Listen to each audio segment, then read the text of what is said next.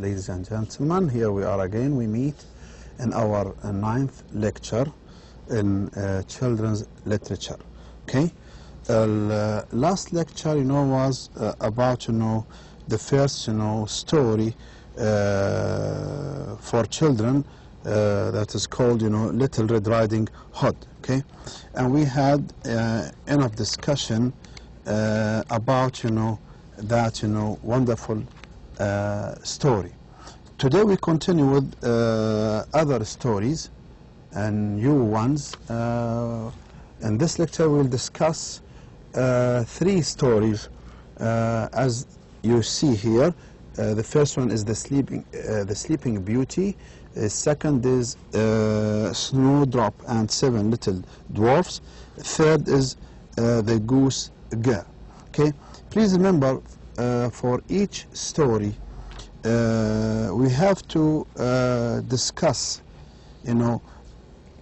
even not covered in the lecture. You have to remember that it's required from you to discuss the theme in each story and to find out examples of figures of speech, because figures of speech is something that you learned in other literature courses. So if there is any example of any figure of speech, you have to know it and then know what it means and to explain it. Okay, I mean figures of speech like similes, metaphors, personification, metonymy, anatomopeia, then you have irony, and things like these. Okay, these literary terms or figures of speech you are supposed to know from other courses. Besides, they are, I think they are mentioned in the last lecture for you in a glossary. In a glossary added to, I think, the last lecture. If not, you can find it yourselves by referring to any literature textbook or reference. Okay, this is one thing. So the theme, the figures of speech, and then we have also to, when we read a story, we have to remember the most important details. First of all, you have to have a full idea, a complete idea about the course of the story, the details of the story. I mean the plot of the story, how it starts, and then how the plot develops, then how it ends. So we need to know about specific details in each story. And then also we need to know about the characters in each story. Okay, the protagonist, the antagonist, I mean the hero or heroine, and the anti-hero or anti-heroine. Okay, characters also something that you have to put in mind when you read a story. Another thing we have to keep in mind while studying or while reading a story is also to pay attention to the setting of the stories, the time and place of the stories that you read, where the actions take place and when. And for in most of these stories you'll find the setting as something general, which is one of the characteristics of stories written for children, but still you have to know it. And then even when you talk about characters, you also talk about characters that are not named. Okay, most probably you find most of the characters in the stories written for children are without names, just to make them general and international. Okay, and fit any culture, any place, any time. Okay, any society. Then also you have to keep in mind when reading a story to look for and to find how the story fits with the characteristic of stories written for children.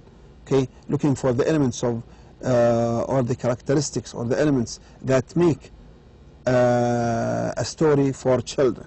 because you'll find the stories for children all have many elements in common. Okay, many elements in common. Okay, as I've just said, they do not have a specific time and place. They start once upon a time. Okay, they end up happily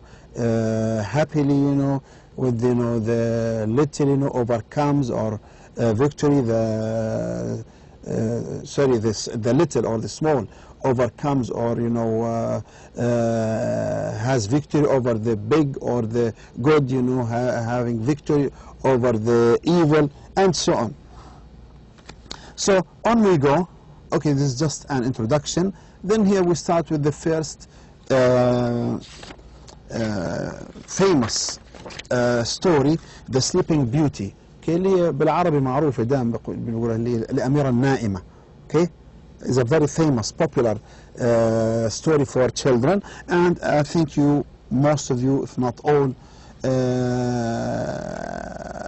have an idea or a background about this story.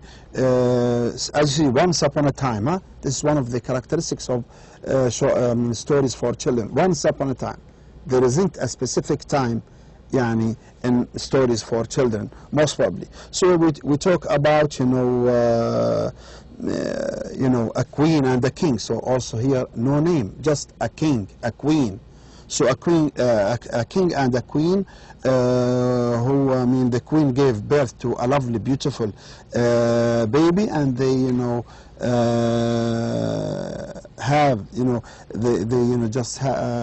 they gave a party for that baby, and they invited all fairies in the kingdom, but just unluckily the king forgot to invite one of these fairies, one of these witches, and for that she was very angry, and she when she was told when it was her turn to wish to give the baby a good wish, she was so evil and bad, and she said no, when the baby is 16 she will touch a spindle, sort of a spinning rod, and die. So she wished that she died. So on the story goes, and the king tried to ask the help of the other fairies over to get over this bad, evil wish from that evil fairy, but the fairies said, sorry, we can't help you, but all what we can do is just to prevent her death, but and put her on sleep, and she wakes up after a long sleep, after 100 years. And this, when the daughter became 16, she was somewhere out in the wandering in the woods, and she saw a lady with a spindle, with a spinning rod, and she played with that spinning rod or spindle, and she touched it and played it. So she put on sleep for 100 years, and after 100 years, a prince came from a far land, and they were all he came to the kingdom, and he found that the whole kingdom was sleeping, put on a sleep, and he was amazed. But when he reached the palace and entered it, no one moved, so because everyone was asleep. And then he found that beautiful sleeping princess, and she gave her, he liked her very much, and he gave her a kiss, and she woke up from that long sleep, according to the fairies, wish or expectation. And then the prince, married this princess, and they lived happily. Okay, you read the story yourselves and then you find more details. This is just very quick and short brief. Here we talk about the Sleeping Beauty. Don't pay attention to the names, as I said before, put you in French or in German, okay? These are just as references for you to know, but they are not important for the exam, okay?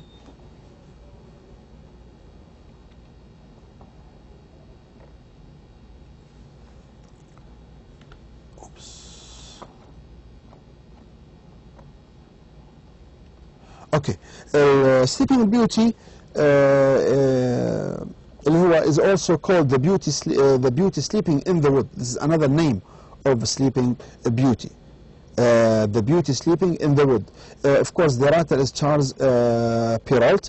Of course, we have to know this and remember, names of writers or collectors or compilers of stories assigned for you this semester, you have to know. So you have to remember names of every story that you read and some brief background about each writer. So here it was written by Charles Perrault, and then by brothers Grimm. Okay. Brother Grimm is a very important name. We'll come to them later. We had them in the previous lecture. A classic fairy tale involving a beautiful princess. This is our story. Enchantment of Sleep and a handsome prince. It was written originally a literary tale. It was first published by Charles Perrault in his history. This is French, okay? So you don't need to worry about it. So, written as an original literary tale, it was first published by Charles Perrault in his book or his text, in his book. The author information, Charles Perrault, original, you read this and you have to remember this biography about Charles Perrault as a French writer. Okay, you read it and remember it for the exam. Now, what is the moral of Sleeping Beauty, and what is the theme beyond of Sleeping Beauty? There are many, moral lessons that we learn from the Sleeping Beauty. The moral of the Sleeping Beauty might be that life and growing up presents unavoidable risks. Okay, this is of course important, but perhaps it has no moral. Possible, but the possible moral lesson that we learn that beauty might be that the moral of beauty might be life and growing up presents unavailable risks. This is the moral lesson. Life and growing up presents unavoidable risk. Sleeping Beauty is a fairy tale, not a fable. Why? Because fables were meant to be instructive and provide moral guidance.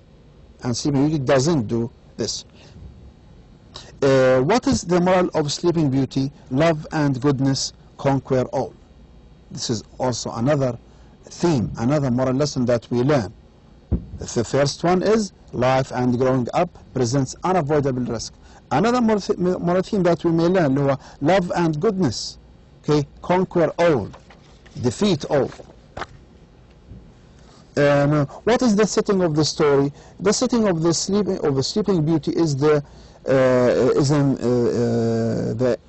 far northern. Okay, is in a far away land. In a far away land.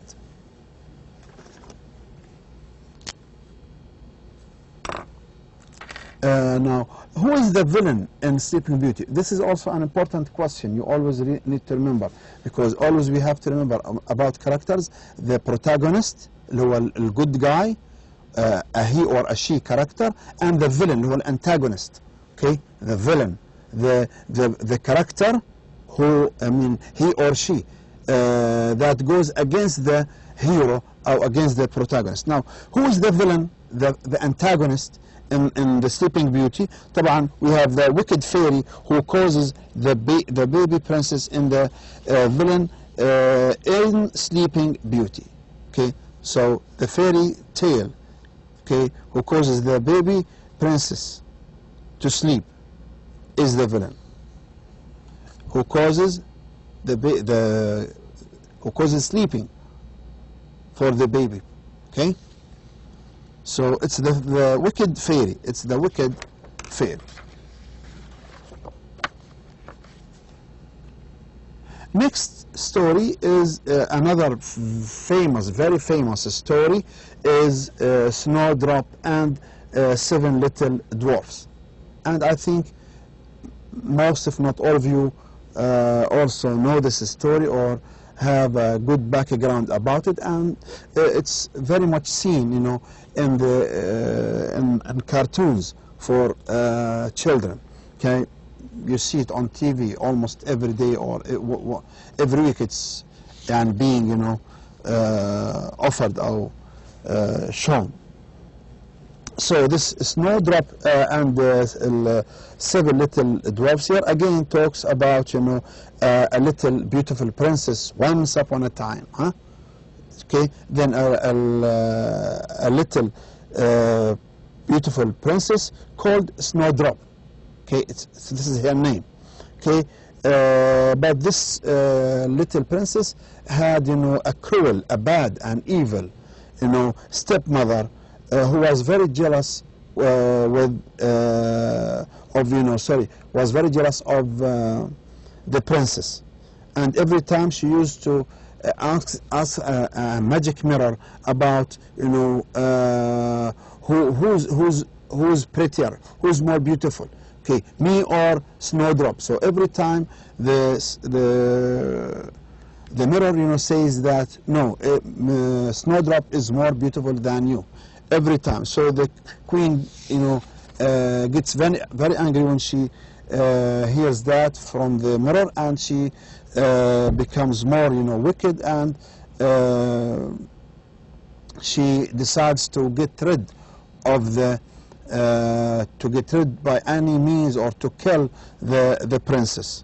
So she sent, you know, the little princess with the huntsman to the woods to get rid of her, to kill her. But the huntsman, you know, did not do that. He was a nice person, and, you know, he left, you know, Snowdrop to wander, to walk all around in the woods by herself. And then by chance she came into a little, you know, cottage or hut, and it was for, you know, these seven dwarves. When she got into that cottage, she put everything in order, and she prepared the meals and cleaned the place. And when these dwarves came, they were very happy to see that beautiful, you know, little princess in their home, in their cottage. And, you know, they lived together for some time. And, you know, for 3 times, you know, the wicked queen tried to kill the little princess, the little beautiful princess, because she knew, because when, after some time, you know, when the huntsman came back from the woods and she thought that he killed her, she asked the mirror. Then the mirror again gave the same answer, and the mirror says, no, the little Snowdrop is more beautiful than you. So the queen knows that Snowdrop is still alive, so she went into the woods, and, you know, she found Snowdrop, and she tried to deceive her 3 times and to kill her. And last time, last attempt, she gave her a poison, you know, apple, and she ate it, and she again, almost, let's say, died or put on a sleep. And, you know, when she ate that poisoned, you know, apple, the dwarves thought that she died, and they put her in a coffin, glass coffin, and they wanted to bury her, but on the way, you know, a prince, you know, saw the dwarves, you know, with this little beautiful princess, and he begged them to give her to him, to give the princess to him.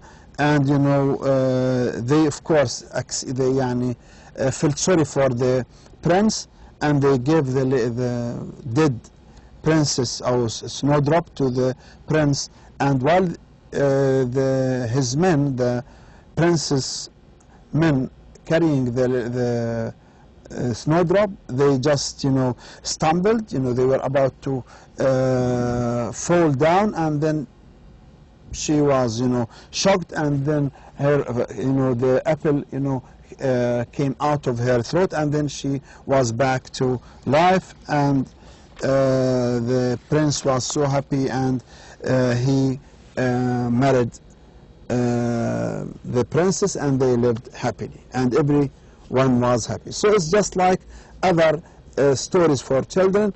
They end happily with, and they end, you know, with everyone happy and living a happy life at the end of each story. That is true, almost true, in every story that you read for children. Okay. Again here for Snowdrop, you also please have to remember, you know, to discuss or to find the themes for this story. And then here we have to, if you consider discussing characters, setting, they are almost the same of the other stories. They are almost the same. Even sometimes, you know, the theme, because, you know, stories for children, almost all have common themes. The themes are being repeated almost in every story. So don't forget to check for figures of speech if there are any in this story. Our last story here, again, just similar to the previous ones, the Goose Girl here. As you see also against ours, there was once an old queen. There was once. Not specific in time and not specific in names of people. So here almost very much similar to other stories talking about, you know, a beautiful princess who was about to leave her country to get married from a prince in a different country. And, you know, her father and her mother, I mean the king and the queen, prepared her to go, you know, to her you know, bridegroom in another country, and they sent with her a woman, sort of a servant, you know, a waiting woman or a servant. And on the way to the other country, to the bridegroom's country, this wicked lady, who was a waiting woman, our servant, thought of just, you know, taking the place of the princess. And, you know, she took her pretty dress, and, you know, took her nice and, you know, beautiful horse, and, you know, she made her just look like a servant. And she threatened her by that this servant would kill the princess if she says anything about, you know, about what, you know, she had done to the princess. So when they got to the servant on the beautiful horse, and the little princess on a worthless type of horse, a type of horse that fits, you know, servants. When they got to the country, to the bridegroom's country, so the servant or the waiting woman, you know, acted as a princess and as a bride, and the prince thought that this servant was his bride, and you know, the real bride, the princess, was thought to be the servant. So the servant, who's thought to be a princess, asked the king to you know, to give this little princess, the real princess, something to do in the palace, and the princess, I mean the king, sent her to attend the geese with, you know,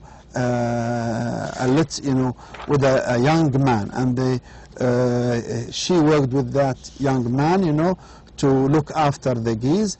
But you know, when she was with this young boy, you know, she showed her, I mean, he saw her beautiful long, you know, hair, and her way of saying, you know, some kind of poetry, and you know, that young man, you know, was very pleased, you know, of that, you know, little beautiful princess, and he thought he should tell the king about, you know, what he saw.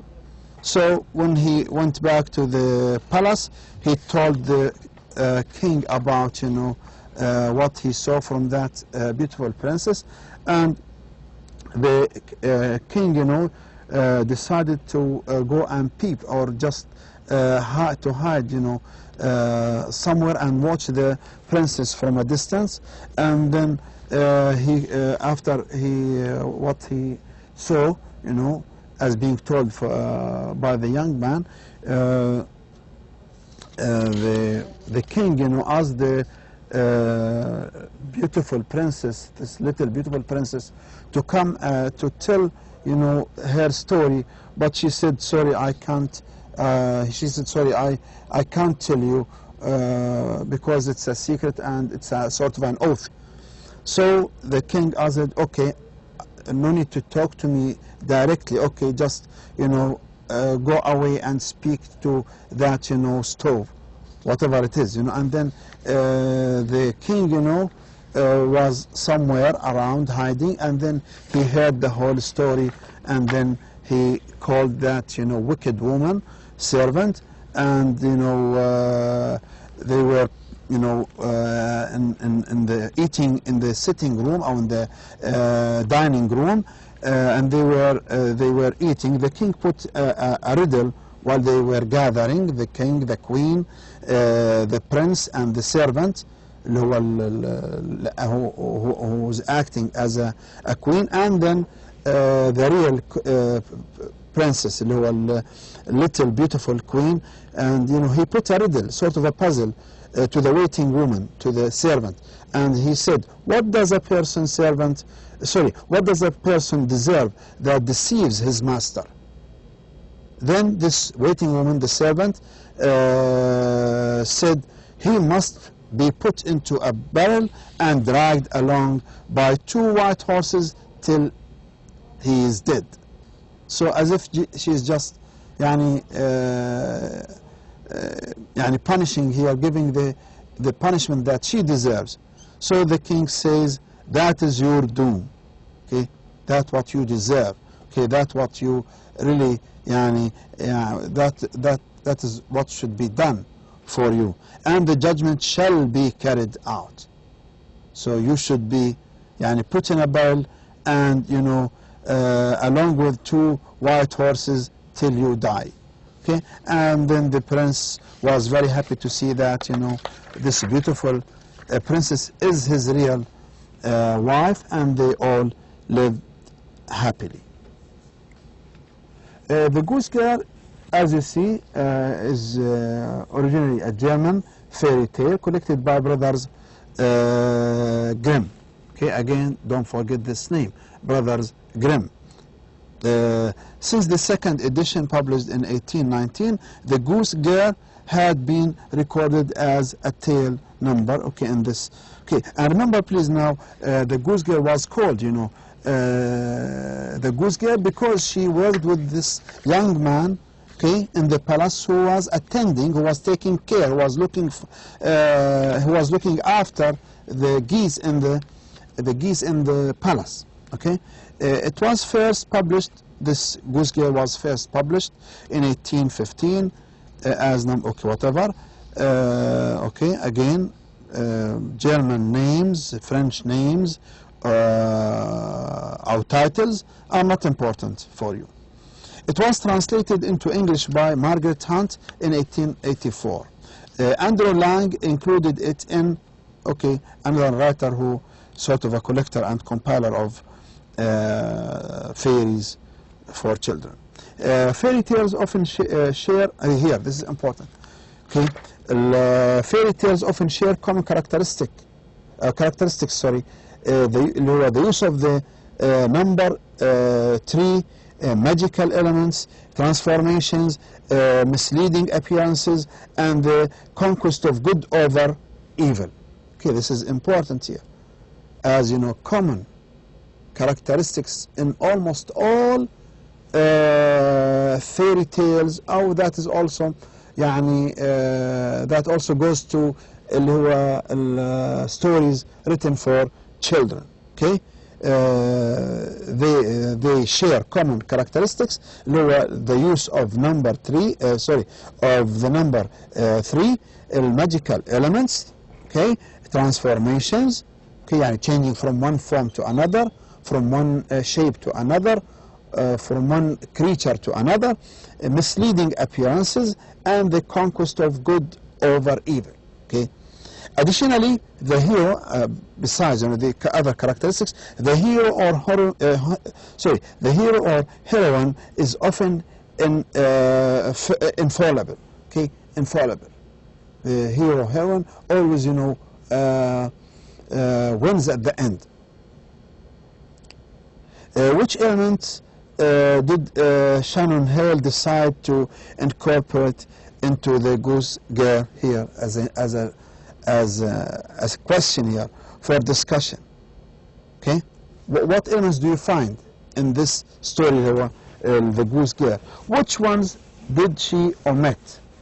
Among these elements, which ones Shannon Hale, the writer of the goose girl, used, and which ones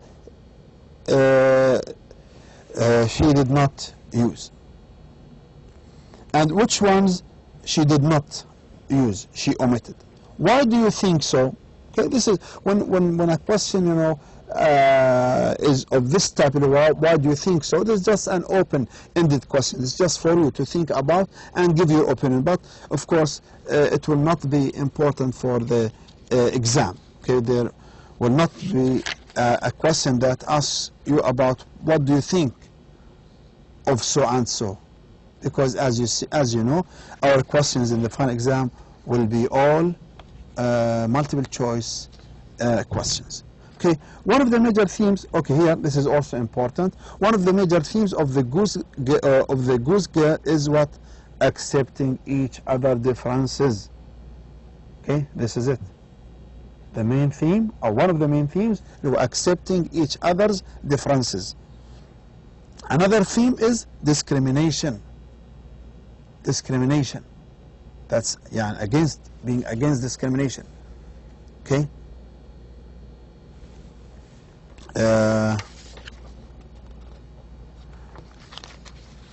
One major theme, another, talk about themes here. We have different themes.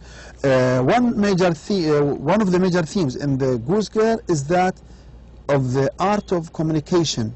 Some people are labeled with the gift of people speaking, while Annie has the gift of speaking to other things, including animals and the wind. One of the most important themes in the goose girl is that of self-discovery through the character of Annie.